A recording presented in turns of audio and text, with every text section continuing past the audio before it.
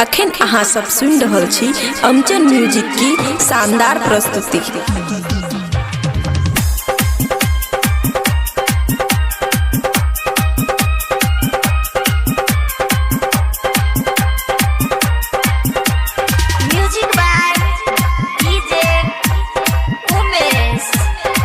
खुशी recording studio बलुआहा। कोना के अब हम दुआरी ओ बाबा, कोना के अब हम दुआरी, कोना के अब हम दुआरी ओ बाबा, कोना के अब हम दुआरी।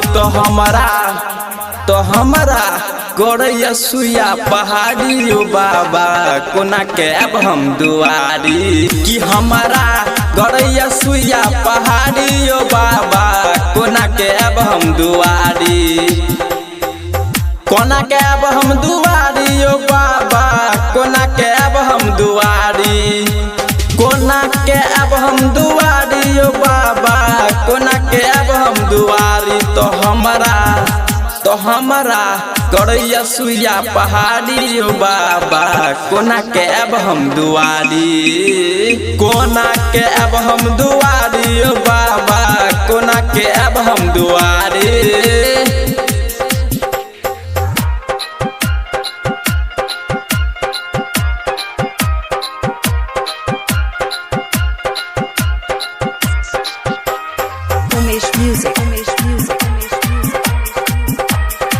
खुशी रिकॉर्डिंग स्टूडियो बलुआहा।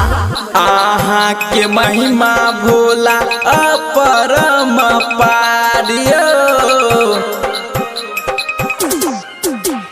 आशा लगा के अइलो यो बाबा आह के दरबारियो। करै छी सबके उधारी ओ बाबा, करै छी सबके उधारी, करै छी सबके उधारी ओ बाबा, करै छी सबके उधारी। तो हमारा गोरैया सुइया पहाड़ी ओ बाबा, कोना के अब हम दुआरी। तो हमारा गोरैया सुइया पहाड़ी ओ बाबा, कोना के अब हम दुआरी।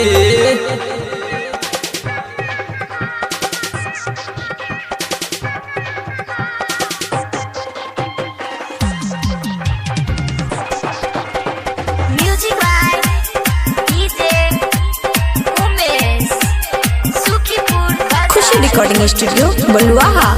सुमन प्रकाश करैया बाबा आहा के गुणगानियो, आहा सनक के यो बाबा नहीं छे दयावानियो। गाबैया निरंजन निराला यो बाबा, गाबैया निरंजन निराला यो, गाबैया निरंजन निराला यो बाबा, गाबैया निरंजन निराला। कि हमारा गोरैया सुइया पहाड़ी ओ बाबा, कोना के अब हम दुआरी। ये हमारा गोरैया सुइया पहाड़ी ओ बाबा, कोना के अब हम दुआरी। खुशी रिकॉर्डिंग स्टूडियो बलुआहा।